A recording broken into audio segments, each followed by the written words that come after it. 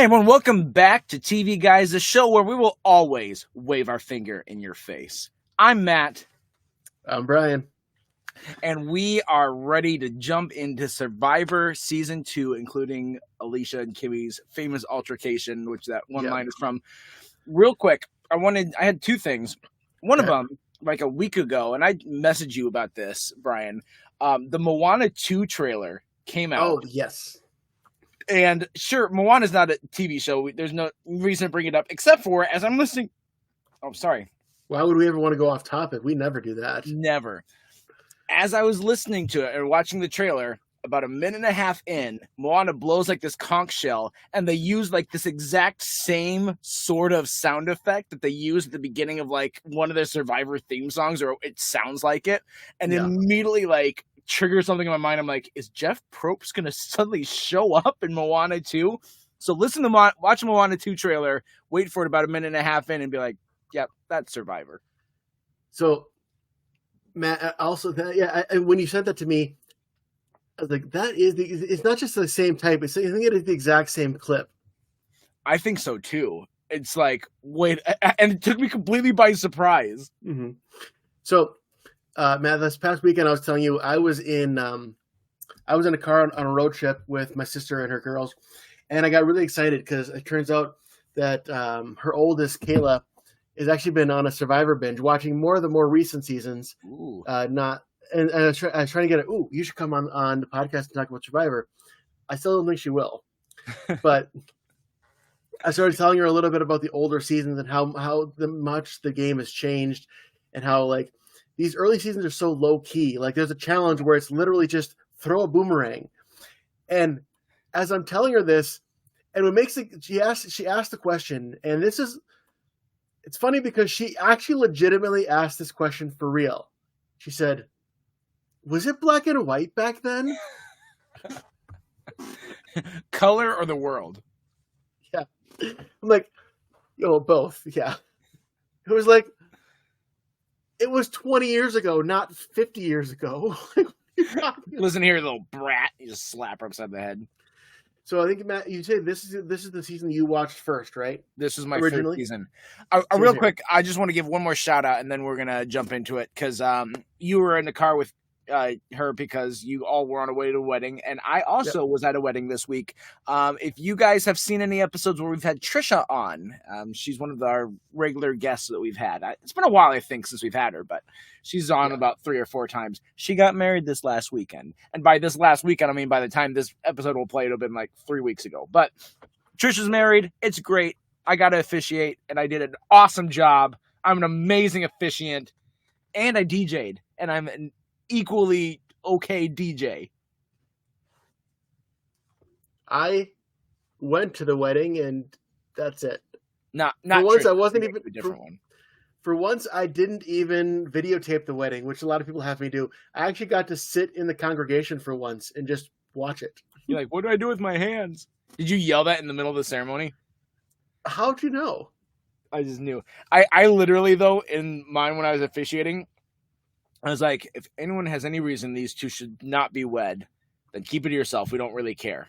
Because it's like, I don't know why people include that. I think that's just a movie thing. I don't think I've never seen it in real life. It was like, it's in a lot of movies and TV shows, because there's always someone who stands up and says, no, marry me instead, or whatever. Yeah. Not once have I ever seen that in real life. So I've done it in the 2 weddings I've officiated. I've brought it up, but I've made a joke about it, because it's like, this isn't, what's going to happen? If anyone has any reason, I object. Oh, well, dang it. They can't get married now. Like, so what if you object? Who gives a crap? Yeah. All right. With this season of Survivor, so this is just to set the stage. Right now in 2024, Survivor is not near it popular as it was. Whenever I mention Survivor to somebody, almost always the response is, oh, that's still on? Yeah.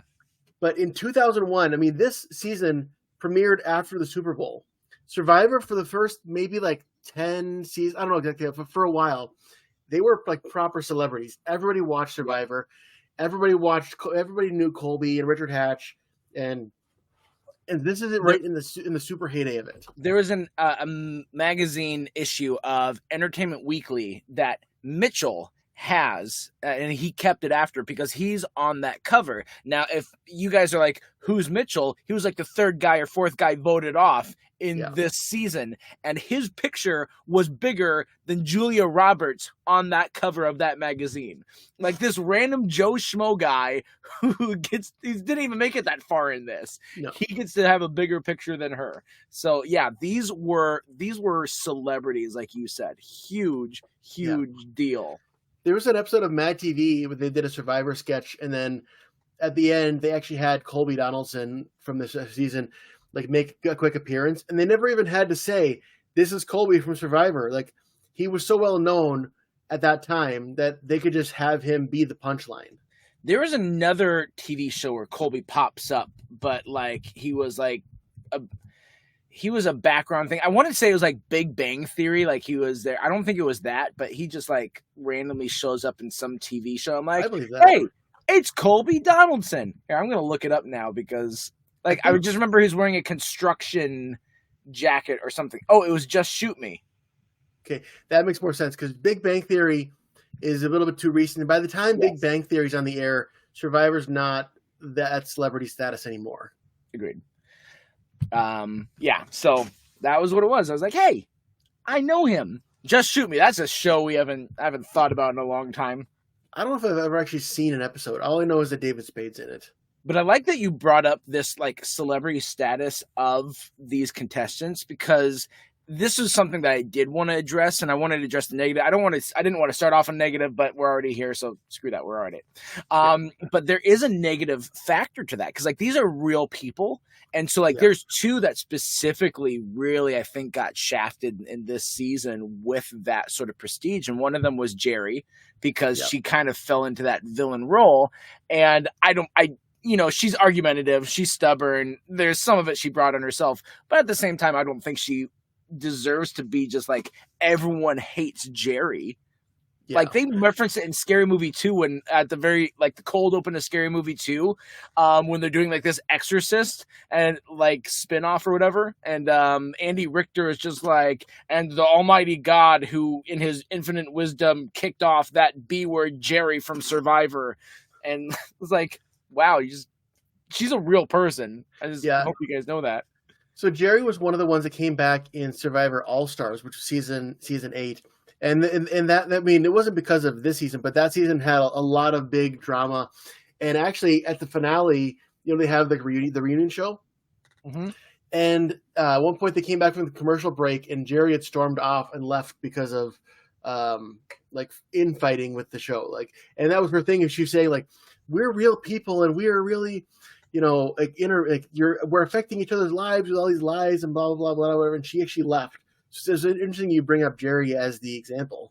Yeah. The other one that I would imagine you'd guess I'd bring up is the first person voted off, Deb Eaton, that she got a lot, like she immediately after, once she came back, when they're doing all the interviews with her in the reunion, like it's bringing her to tears each time. She's like, if I could go back and not do it, I wouldn't do Survivor again.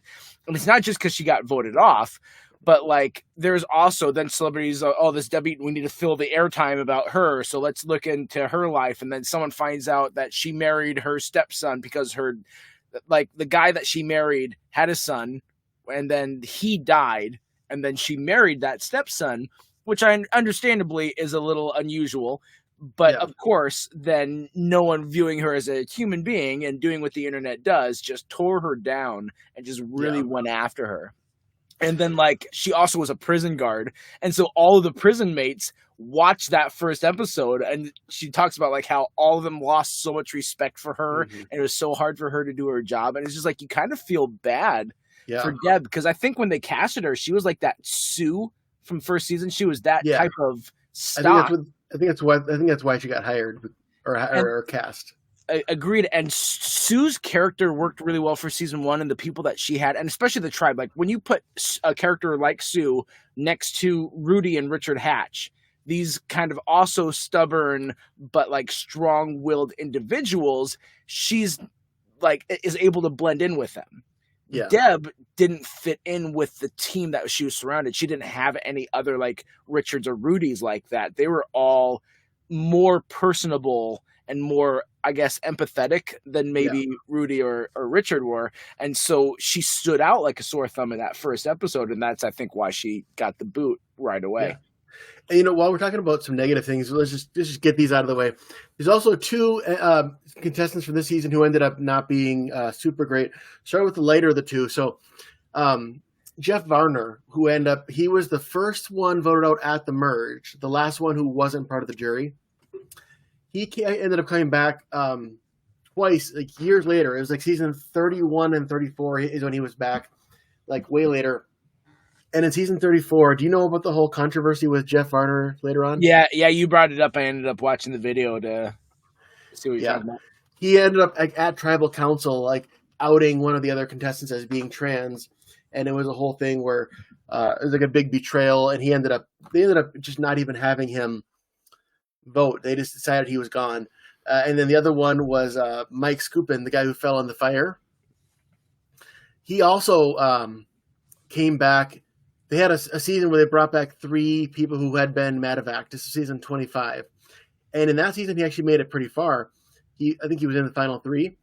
And then ironically, well, not ironically, but because of he fell into the fire in his hands, after he came back from Survivor, then there was a whole controversy. He ended up going to jail for, I don't know, if you want to look it up, you can look it up. I don't want to say it, but it's not good.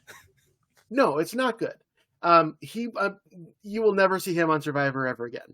No. Just put it that. He's not going to come back for a third time. No. So I'm probably going to talk positively at some point about Michael in this season, knowing what you knew at that time. Because absolutely. Character at that time I was rooting for. Me too. I liked him a lot. A lot of people liked him. And that's why, I mean, they brought, I mean, and when they brought him back, none of the stuff had come out. That was even years later. So I will too, because I liked Mike at the time. Again, I don't know. And again, I don't know if any of the stuff started that early or what. Yeah. But it kind of, I know we're in a negative thing and we can start and move into positive, but the celebrity part of this can't be understated because of, there's other things like we talked about, or we didn't talk about it, but Nick Brown, he's one of those guys that there's like a stigma that stuck with Nick for a little bit. And I don't think it stuck for long because he ended up having a really successful career. But there was like this, he walked away with that lazy moniker on his shoulders because he had a couple of down days. And like they filmed 3 days per each episode. So you've got 72 hours that you have to shove into one. And at least half of that is the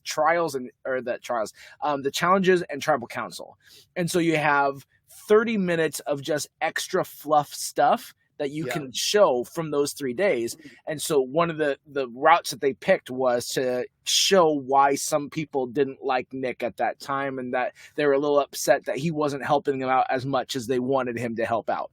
So Nick is one of those characters to me too, that he was a bit of like a wallflower. Like, I'm sure he's a great guy. And like I said, he had a successful career. He's just not like a reality TV personality. No.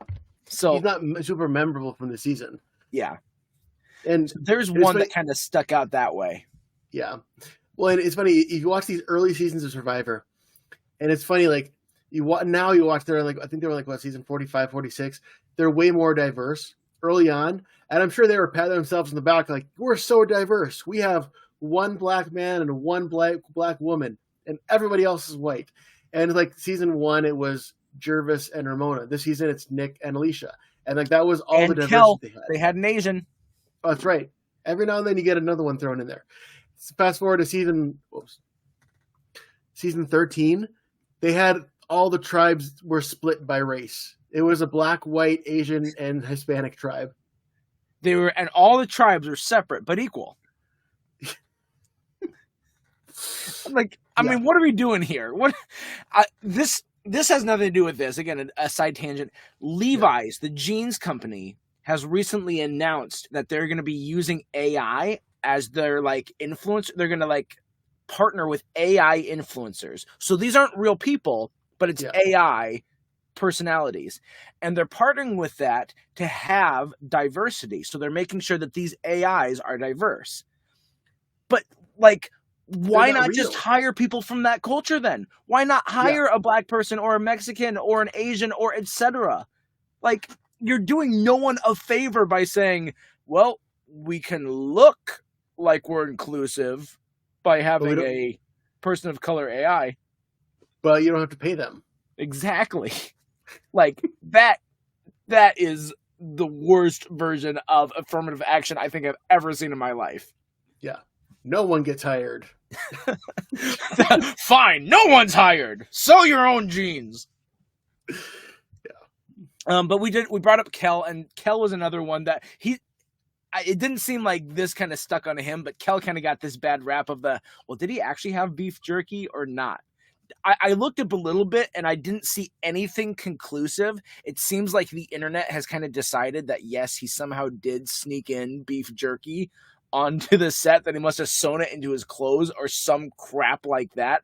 I don't know how. I don't know how he snuck it on, but people are thinking Kel actually had beef jerky. I also heard a rumor that in season 1, Richard Hatch snuck in matches in his butt. Wow. I didn't expect us to go right there. I mean, it's what I heard. Anyway, if anyone was going to do it, it'd be Richard. But it is kind of funny to see Jerry was the one who, she started that with Kel. She also did that with Keith. There was a couple of things, I'll get to that in a second, but Keith actually benefited from Jerry kind of like their rivalry that they had, because Keith created a cookbook right after Outback was done. And it was called I Can Cook Rice, and so can you. Because it's kind of like this thing like, oh, this professional chef, he can't cook rice. And that was one that almost stuck with him too, but he was able to turn it around and levy it and be like, nope, it's a publicity thing. I actually can. But here's my other stuff I can cook too. Yeah. He maybe just isn't used to cooking over a campfire with like little to no supplies. Yeah. And also at the same time, you saw so many times when he was like cooking it, and then like others would like mess with it and get involved. Like, have you ever been in a professional kitchen where you've seen other people that are underqualified mess with the professional chef's food? I don't think that would go over very well. No. So how about in this? I don't know if you had a plan, but maybe we start with like big moments from like the pre-merge, because early on it ends up being even going into the merge, but it ends up being, for a while, it looked like the Kucha tribe was going to run away with it. They lost the first one, and then they won 3 in a row. They were up by a lot of numbers, but then they lost Kelly, and then, or not Kelly, they lost Kimmy, and then Mike fell in the fire. Yeah, that ended up evening them out. Yeah, they started with Deb, and then won a couple, and then lost Kimmy and Mike. You're right. Yeah, because Ogakor lost Kel, and then Marilyn, Mad Dog, and then Mitchell. There was a couple things before we hit this, and then we'll jump into like those big moments that that it was great to rewatch this season, because it was like one of my favorite seasons. As I was watching, I'm like, there's a lot of great stuff that happens, but there's things that I didn't remember. I remembered who won. I remembered Michael falling in the fire. I remembered the Kimmy Alicia fight of all things. I remembered Colby winning a ton, and like actually Colby, his response, like him being excited for Tina when she won. Spoiler alert. Did I say Michael being evac'd? Yeah. And then weirdly enough, I remember Deb being the first one voted out. So those are like the things that I remembered. One of the things I didn't remember was Keith getting as far as he did. I thought Keith was pre-merge. No. But I also remembered Roger and Elizabeth being like the duo that everyone loved. Yeah. Excuse me. They're so easy to love. Roger and Elizabeth are fantastic. I loved Roger, Elizabeth, and I loved Colby. So like Roger and Colby, like I got this Southern charm thing. It works on me. All right. I like Tina too from Tennessee. Mm-hmm. You got some good Southern charm in this season. Yeah, you do. And I mean, this is was it The View that Elizabeth went on to be on? Yeah, she went on View, and then she was also on Fox with Friends, too. And also, Elizabeth married a quarterback who went on to the NFL. He was drafted shortly after Survivor got done. He was more of a backup. For any football fans out there, her husband, Elizabeth's husband, is Tim Hasselbeck. Now, if that name sounds familiar to you, Tim's brother, Matt Hasselbeck, had a little bit more fame. He was also a backup quarterback in the NFL as well, but he had more starts, I think, than Tim did. So that Hasselbeck family, they pop out those backup quarterbacks. They're not good enough for the real thing, but they're there in case you need them. Yeah. I do remember back we were like, what, 13, 14 when the show first aired. I was definitely rooting for Kucha. Unfortunately, they didn't know when Kucha won, but that was my tribe I was rooting for from the beginning. Yeah. I liked the members of Kucha much more because like I said, I liked Roger and Elizabeth there, like you had in that. I liked Michael. I liked Alicia enough. Didn't like Kimmy at all. Jeff was fine. Yeah. And I didn't like Kimmy. Or I said already didn't like Kimmy. I didn't care so much about Deb. She was, well, we didn't see her enough to know if we cared. Yeah, I did like Colby, and I liked Tina as well. Yeah, good characters. So with that early pre-merge, there's a couple of those big moments. We talked about the Kel beef jerky. Did we say everything we wanted to say about the Alicia and Kimmy fight? Basically, I don't remember. It just it started because they had chickens, and of course, Kimmy, being the animal lover, didn't want to eat them, and that's when she got. It was, I'm tired of you and the effing chickens. Is that pretty much all there was? Yeah. How do you think Kimmy would have done on the Ogakor tribe? Because they didn't have the chickens. They didn't have Michael trying to kill a boar and eventually succeeding.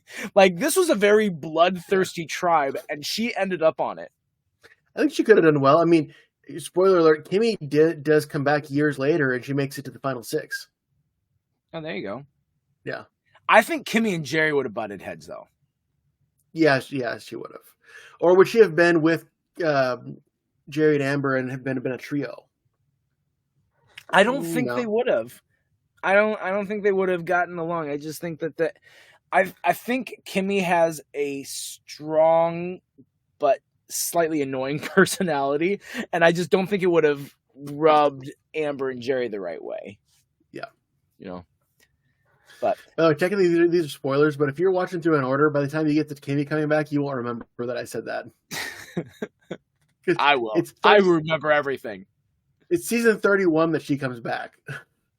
This season had so many what ifs. There's like some really good thoughts that I think it's worth exploring. Like, for me, if Michael doesn't fall in the fire, they had a lot of momentum. Sure, they lost Kimmy, but they had, and that's so ridiculous that Kimmy, like, in the second challenge, mentions that Jeff had a vote, and that is what got Jeff. That's what got their whole tribe screwed up.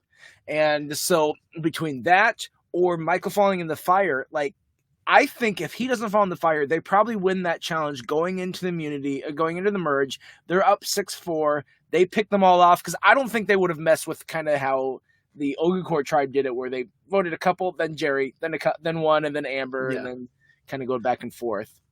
Well, and that came up in the final tribal council. I believe it was Nick who asked them, like, hey, like, if Mike didn't fall in the fire, who do you think would be there? And then remember, it was Tina who basically told her, said, I think it would have been Mike and you, of course, like, just, sucking up. Yeah. I think it would. I think Jeff was close with Alicia, and Alicia was close with Nick, and that Mike would have been on that side. I think Elizabeth and Roger would have been on their own, and I don't think that they would have made it as far as they did, actually, even though they're really good competitors and they're really great people. Yeah, I think it would have been like those 4, and then figuring out of those 4 who would have made it. I think Alicia had the heart to make it. Well, actually, because the final 3 vote wasn't like the typical. Because isn't it like every single year except for this one, the challenge for the last 3 is like that endurance one of like, don't fall off the platform or don't stop touching the idol or whatever. I don't remember if all of them are. A lot of them are. What was the challenge? Well, I watched like it was Survivor season 2. In 16 minutes recap, I watched that, and then I just have this season burned in my memory. So, what was the final 3 challenge? The final 3 was a who do you know the best, and so they asked some questions about other jury members and other survivors. Another one, they would definitely not have that as a challenge now. No, I don't think so. And I think Alicia would have won. Well, okay, if it's Alicia and Michael in the final two, that's a toss-up. That's a 50-50. Yeah. But I think those are the two that had the best shot for winning. Mm-hmm. And I think one of those would have been the winner. If I think some people might be arguing with you, saying like, "Oh no, Roger and Elizabeth," but you realize the reason Roger and Elizabeth made it that far to be the fourth and fifth is because they liked them, they could keep them around, but they weren't worried about them. Yeah, we'll wait till it's just them and us, and then we'll get rid of them then. And that's what that trio, yeah. It's one of the few that I've seen of a Survivor season where one tribe has the numbers and they're just picking the other off, but then they choose to get rid of one of their own just because of Jerry's dynamic that she brought to the group, and then because of the wild card of Amber of what she might do because they got rid of Jerry. But they didn't do it right away. They made sure that they waited to ensure they had the numbers. Yes. Like once we get down to where we can have the numbers, then we can do that. Yeah. Yeah. And it was unfortunate because Roger and Elizabeth are very likable. I like them a lot. I would have wanted either one of them to win and would have been completely fine with that. But yeah. So that's that big what if for Michael. The only other thing in the pre-merge that I can think of would be the once we go back to Kimmy again, is that one immunity challenge where it was Kimmy versus Tina for eating something like as a tiebreaker, like the gross eating challenge. And so first thing Kimmy gets is that cow brain. She can't do it. And then there's the tiebreaker, and Kimmy's the one who wins for their tribe, and Tina loses it. Yeah. I don't know if there's more to be said besides that, but that was a notable moment for me. Wasn't there a thing where she was like, "I can eat a worm, I can eat a worm"? Wasn't that a thing too? I think so. Yeah. Yeah. Kimmy was a very interesting character, but she was obnoxious. Yeah. Early on too, there was a Colby Jerry like connection that they toyed with, and like, ooh, romantic interest. And Jerry throughout the whole season, she didn't hold back that she thought Colby was hot and wanted some of that. And Colby early on, I think, flirted with the idea and then realized her personality or something. Did anything ever come of that outside of the island? No. But it did remind me, there's a season, one of the seasons that Colby came back to play again. It was like it was like a reward thing where it was Colby and these two other women. They got to like go to this like resort, and they're hanging out on this big bed. Nothing happened. They were just watching a movie. But the thing is that they found out that there was like a hidden advantage that was hidden in the popcorn that they were eating from. And like these two girls, I forget who they were. I should know this. Were like fighting over this like a note, and like getting into like both like physical and like actually fighting over this advantage. And Colby's just laying there on the bed watching it like, I'm not going to get involved. You guys can fight.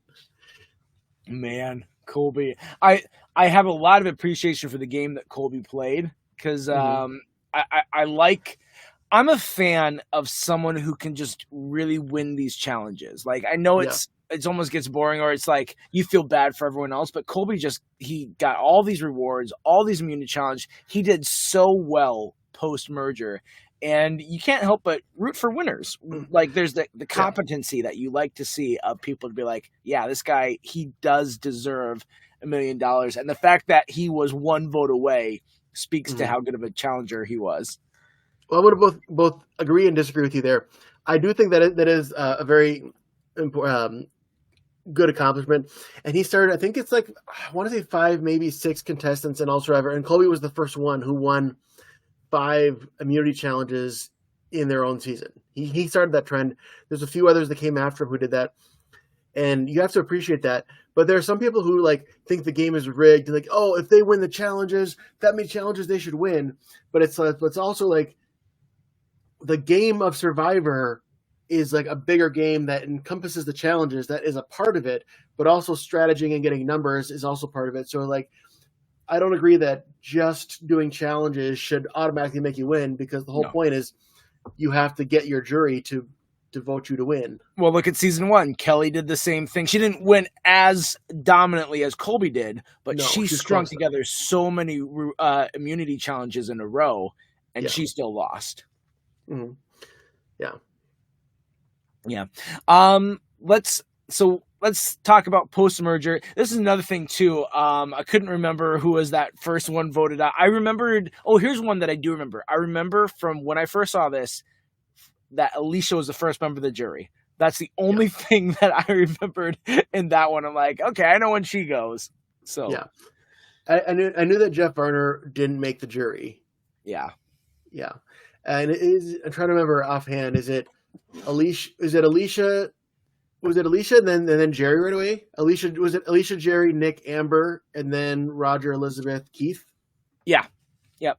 Nice. Yeah, Jerry. They got Jeff and Alicia first, and then they had the numbers, and that was okay that they got rid of one of their own. So they took out Jerry, and Jerry left right away after. Not right away, but that same episode was the one that Colby and Jerry went to the Great Barrier Reef together. So Colby won the reward and took Jerry, and they went out there and they had a good time. And she's like, "Oh, this is like a honeymoon, but if we were, but we're not married." And it's like, that's a weird thing to say. Just shut up.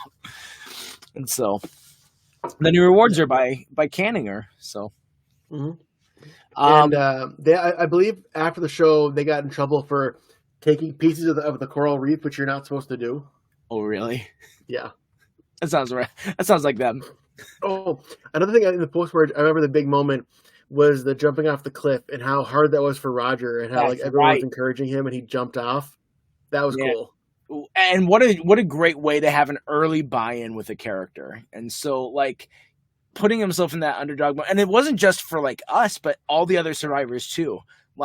Everyone appreciated what he did, and I think that helped Roger to stick around to say I can't do that. I can't swim. I'm afraid of heights, and yet I'm going to jump off of a cliff into a big body of water and swim out to a raft. And he did it, and that's awesome to see what he did for the tribe. I really appreciated Roger's dynamic that he brought, and he was one of those guys who just didn't get riled up. He didn't get worried about stuff. He just kind of met it as it came, but they voted him out because he wasn't on their alliance, but no one ever was contentious, oh my gosh, I got to get rid of Roger. It was oh, well, he's a nice guy, but he's not part of our team. Yeah, I think Roger makes it to the final two and he wins. I think so even too. Against Elizabeth. I don't think anyone else. I think Elizabeth and Roger would be tough. I think they both get votes. If it's Roger and Elizabeth. They both would, but I think Elizabeth's thing, Amber and Jerry wouldn't have voted for Elizabeth. I think they both didn't like her emotional side and felt she was too girly in that way. Because it's the same that they had Jenna from season 1 was commenting on season 2 Survivors, and she's like, "Oh, I got so sick. It's like a drinking game. Every time Elizabeth cries." I'm like, "All right, Jenna, geez." Yeah. And I think Amber and Jerry are cut from that same mindset. I think so.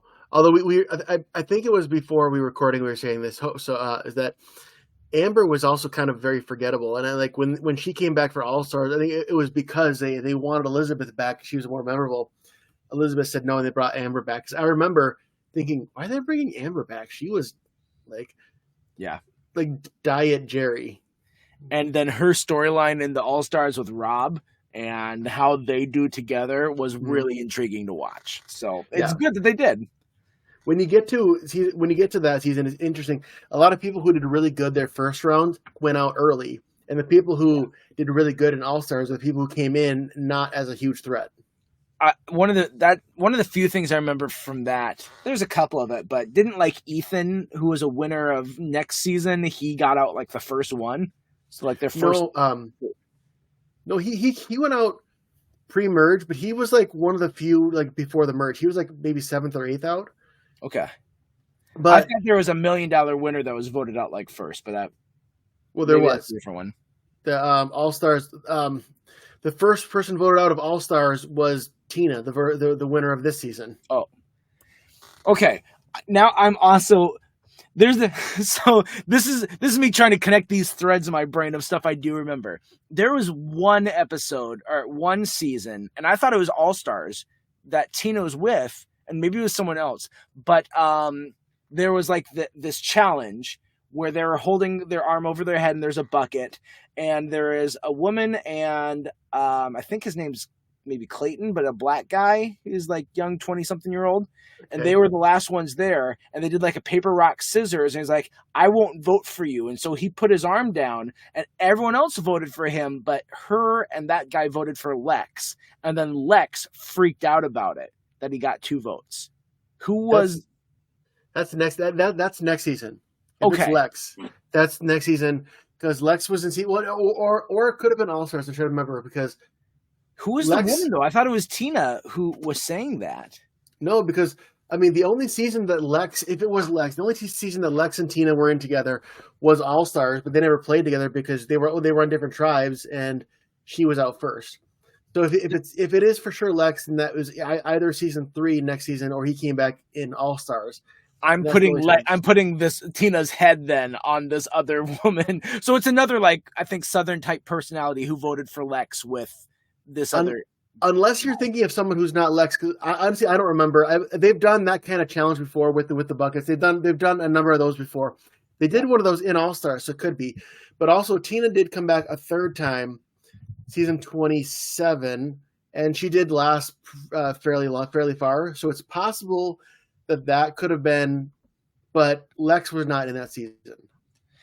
Yeah, it definitely was Lex who got voted for. I just don't remember anything else about that. So that's either Africa season 3 or All Stars with Lex. Maybe it was Clarence who was the guy I'm thinking of that got voted out. Clarence could have been right before the jury. He didn't quite make it to the jury. But I do know but the thing is that in All Stars, there's a very memorable challenge, and Lex was in it. Lex, never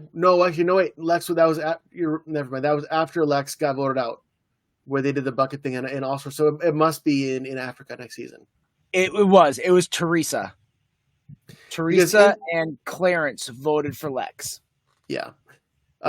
Because what happened in All Stars with that one is Lex's alliance after the merge got taken down, and it was like. It was Sheehan, who I didn't like her particularly, but it's kind of cool. She was the last person left on who wasn't like in the alliance, and like she was going to be voted out. And then she won that challenge. And then she would like have this big like, awesome, you guys are finally gonna eat one of your own. You have to blah. It's like, but that I just realizing putting that together now that was after Lex got voted out because he was part of the alliance that was being picked off, and so he would have already been gone by that point. Yeah. So there you go. There's the rabbit trail of coming soon to season 3. Well, at least we're in the same show. At least we are, and we're only off by like 6 months. So yeah, or however long it takes you to watch. Like when we do these seasons, I'm not going to watch the entire season. They aired season 3 versus season 2 is only like 6 months later. Oh yeah. Gotcha. So. All right, well, or maybe it was less than that. Whatever, it doesn't matter. So anyway, back to season 2. There's one other big event that I really wanted to talk about that I didn't remember, but I'm like, this is really good television. I didn't remember that they ran out of food. Yep. And then that Jeff had to come and take like their shelter away and then gave them food. And then there's that storm that came and washed their rice bucket away and washed a lot of what was left of their camp away while Colby was winning his reward challenge and out on his reward. Yeah. Do you remember that at all? I do remember that. Yeah. And it's just interesting because it really shows you how real this is. Because like, yes, they're being filmed and there's camera crews and all that around, and they're not going to physically let you actually die. But like it is real. Like they're not like, it bugs me when people are like, oh yeah, behind like as soon as the camera's turned off, they're going to feed them cheeseburgers. It's like, no, like you can see they definitely lose weight throughout the series. Like it's real. And by now it would be like, how many people would have to be in on that conspiracy? Yeah. It's like Jeff had to step in because like you guys are going to die if I don't step in, but in order to keep the game alive, I have to take some, like we've got to help you, but we can't cheat. So we've got to come up with a different reason. And so that's, I think, where they're able to take that. But yeah, when they lost that can, it's like, oh, how did I not remember this? What are they going to do? Like Jeff can't come back with another can and be like, guys, you lost your rice again. And so thank God Keith was able to see it when they're looking out at night. It was at night. and he was able to see the can from across the river, and he and Tina were able to cross the river, get that, and bring it back to camp, and it was all fine, and they didn't lose out on it. Yeah, it was very nerve-wracking, but it was like I said, good television to show what they're up against, not just to each other, but the elements. Yeah. Oh, speaking of good television, also towards the end, they had the it was the final 5 or so where they had the satellite like AOL instant messenger chats with their people, and Keith proposed to his girlfriend. Yeah. And it's funny how like that was high technology at the time. Yeah. Instant messaging, not video or anything, just instant messaging. Yeah. Yeah, that was because like most seasons have a thing where you get far enough, you get. I mean, now they actually have one of their people come to the island, whereas that I don't think they weren't doing that early. Colby's mom did. Oh, that's right, she did. When he won the car, she came to spend the night with him. Which means that obviously they couldn't have known that he was going to win. So that means they probably had somebody for all of them there, and then just like, okay, which one gets to go? Unless there was enough of a delay. I don't, Yeah, my guess is it's what you said to have it, and that would kind of stink to be like, I got brought out. Oh, they didn't win. Okay, we'll see you later. There was one season where, they bring everyone's loved ones out, and then like there was a challenge, and then whoever won got to spend time with them, whatever. But then when the next, after the next tribal council, someone got voted out, if I'm remembering it right, it's like, well, that just happened. Like, you got voted out, like your dad or brother, or whatever, they're still here. So now that the game's over, do you want to just hang out with them? Is that like, what they let him do that? I think at least that one time, because I don't know if they still do. They used to do Ponderosa videos, so Ponderosa is like the resort where they go after they get voted out. So like it's what the people who think Survivor's fake, that's what it is for like the jury members. It's like a big house with like they get whatever food and everything you want. They just can hang out, and that's where they go after you get voted out. And they used to have like Ponderosa videos where they would show them after they get voted out being greeted by the jury and all of that. So it was in one of those videos that you got to see it. Gotcha. Didn't they, like that sort of thing, didn't they also put up like if you were the first voted out, like every single person, including the first one out, so that it wouldn't like spoil it that, oh, Dev's back early, she obviously was the one of the first voted out. Oh yeah. So interestingly, when you get voted out, they say go home. You don't actually go home. Yeah. So like that Ponderosa thing, like everyone goes there, and then once they get to all the pre-merge people who voted before the merge, they take all those people and then they take them on a trip. They go, you get like basically like a free vacation and all of that. And then that run gets filled up with the jury for the second half. That way everybody actually goes home at the same time afterwards. But yeah, otherwise they'd know, oh yeah, they're back and after a week. You must not win. Yeah. They talk about that more explicitly in the finale. Like, did you watch the reunion show at the end as well? Yep, I watched the reunion and the Back from the Outback episode. Okay, so it's awkwardly like there's it was hosted by Bryant Gumbel. Yep. So he does season 2 and 3. Season 4 is hosted by Rosie O'Donnell for some reason, and then starting in season 5, from then on out, it's just Jeff Probst does it himself, which is I think the right choice. Me too, because it's like, oh hey, Bryant Gumbel, what's up? And also, was it this season that he had some awkward question where he asked like Elizabeth why she didn't wear a skimpy bathing suit?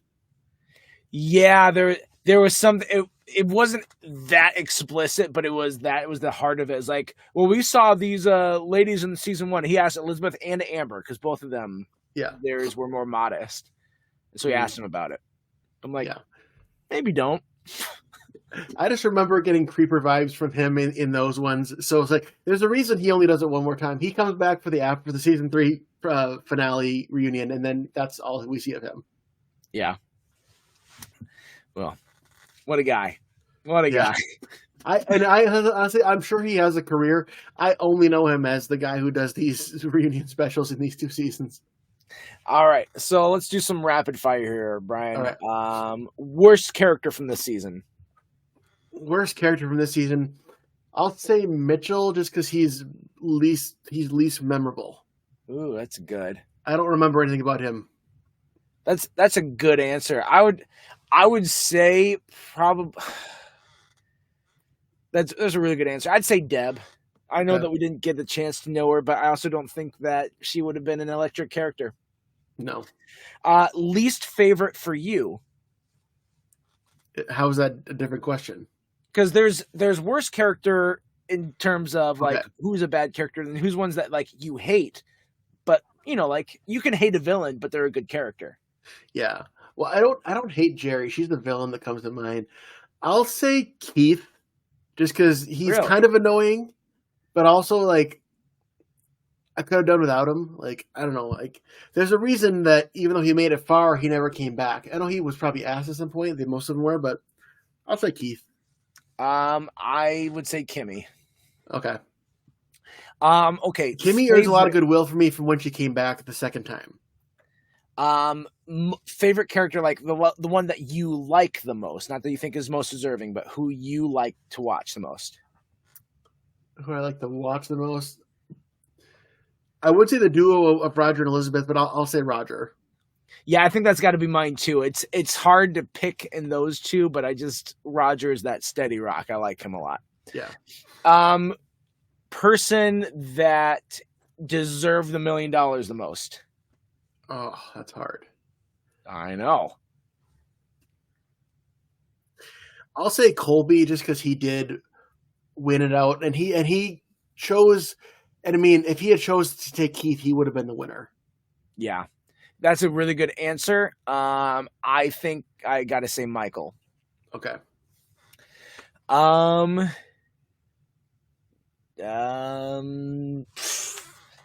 don't have more. Do you have any more fast-paced ones? No, I mean, this is one that you could answer, but I can't, which is favorite challenge. I don't remember what they all were.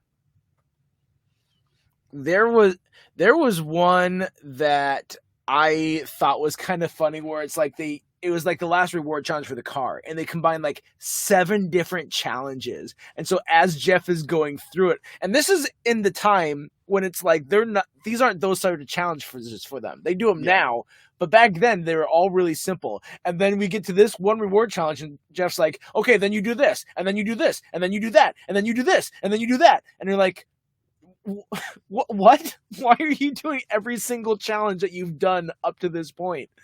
So that might have been my favorite just because of how absurdly complicated it was versus everything else. Yeah. What was yours that you thought of? What was my... Oh, okay. If you were on Survivor with these 16, who would you want to have an alliance with? I think I'd want to have an alliance with Colby and Tina, that one. Not just because they won, but because you got a good pairing of a good challenge beast with also someone who's very likable in Tina, and then Keith was also with them as well, so you got like some of the survival cooking stuff. I feel like they got their bases covered. It's the reason that they made it at the end. Yeah, Colby would be my pick. For similar things that you said, he's strong to carry when you're weak, but then if you have an alliance and you can count on him, because he kind of screwed over Jerry and Amber, sure. He lied to them, but he, for the most part, played a solid game and did what he was saying he would do for most of the people. Yeah. All right. Well, that's all I got for fast-paced questions. The last thing I thought of that I didn't say earlier when we were talking about, especially that time when their camp gets flooded and the battle of the elements, I feel like this season, more than others that I saw, was less contention of the strategy with characters. And there's plenty of strategy. It's still a Survivor game. Mm-hmm. But there was a little bit of a like united front versus the elements more than I saw in other seasons. And especially like having their camp washed away and then having to get their food together and like working together in that, like there was a lot more of they were unified, especially after Jerry left, than in other seasons. Even the ones that are like, yeah, you're just picking us off one by one. We know that, we get it, but we're still going to get along and not have too much drama. You get that a lot in the early seasons. Like next season, you get a lot of that survivalist stuff with Africa as well. Africa is one of the most brutal seasons because they have the time to really show that, because it'll be, I don't know exactly, like maybe like 10 seasons before we even start to get hidden immunity idols. Next season is the first time they ever do like tribe swaps. So like there's no tribe swaps, there's no advantages, nothing else just to strategize with. And so when you're not spending all of your time figuring out this person's with this alliance and they have an advantage and they're telling this person about the advantage, and like all of that takes up all your time in modern Survivor. Whereas there, it really is down between challenges and tribal. You have all the time in the world just to show how they are socially with each other and the survival aspect. Yeah. Yeah. So in all of the seasons of Survivor that there are, I know it's hard to like say, oh, this is my second favorite or fifth favorite or whatever. Where does this fall? Top 5, top 10, number 1? I can't make it number 1. It's just the most nostalgic season for me because it's my first one. If I'm looking at it objectively, I know it's not like the best season, because like if I was a brand new person who's just getting into Survivor, I wouldn't have them watch this season. Mm-hmm. But I just have that nostalgia. There is a lot of good characters. I think it could be in the top, maybe a top 10 for sure, top 15 for me if I was really going to sit down, because I mean, it's been a while since I watched through Survivor seasons, but I'm a huge Survivor fan, and there's a lot of really good seasons. Yeah. So 15 for sure, which sounds like not a lot, but I mean, there's like about 40 plus seasons. So it is pretty up there still. Yeah. I know that I loved Survivor Pearl Islands and Survivor All-Star. Outside of that, this is the one that I remember the most besides those two. And so I feel like that's probably, it definitely hands down was better than the first one. And I really like this group of characters, and I like some of the things these memorable moments that came out of them. So, yeah, I agree with you on it being more dynamic than the first season. And maybe it's just because we didn't watch the first season live, but there's some merit to season 1. We talked about that last time, but I may never rewatch Survivor season 1. I probably will watch Survivor season 2 again at some point. There you go. Well, that's it. That's Survivor Season 2. We spoiled everything for you, so if you're like, well, I wanted to go back, but now I can't, you still can. Do it. Go ahead. Feel free. But we're going to be talking about Survivor Season 3 within a couple months, maybe a little bit more. Hopefully sometime in 2024, if not early 2025. So, yeah. All right. Well, let's jump into trivia. Well, last week we talked about the TV show Knuckles, another Paramount Plus show. We're just Paramount Plus a couple weeks in a row. So we talked about the show Knuckles, and my son joined us, Jack. So if you haven't listened to that episode, even if you're like, I'm not a big Knuckles fan, I'm not a big Sonic fan or whatever, just listen to it. It's fun. My son, he's hilarious, and he brings a really weird energy. Not Elijah. This one was Jack. So it's a different weird energy than what Elijah brings. But we asked the question, with Sonic, his best friend is Tails. What is Tails' real name? And Tails' real name is Miles Prower. And so my youngest son is Miles. And so it's fun to, like, when he's playing as Tails or holding Tails' stuffed animal, be like, hey, he has the same name as you. So here's this week's trivia. One of the survivors from this season is actually going to be up for an election this year. So they are on ballot at this specific place. And so which survivor is one that you can vote for and is on the ballot for 2024 election? Let us know. All right. It's not Rudy. You know why? Because he's dead. Well, and he's not in this season. And yes, he's dead. That was going to be my second point. Well, I didn't know if you knew that or not. I think the dead thing is more important than being on this season. I will give you a hint. It is not the felon from this season. So you got 15 other people to pick. Yeah. All right. Well, that is all she wrote for this week's episode. Until next time, I'm Matt. I'm Brian. And we're reminding you to stay tuned and keep watching.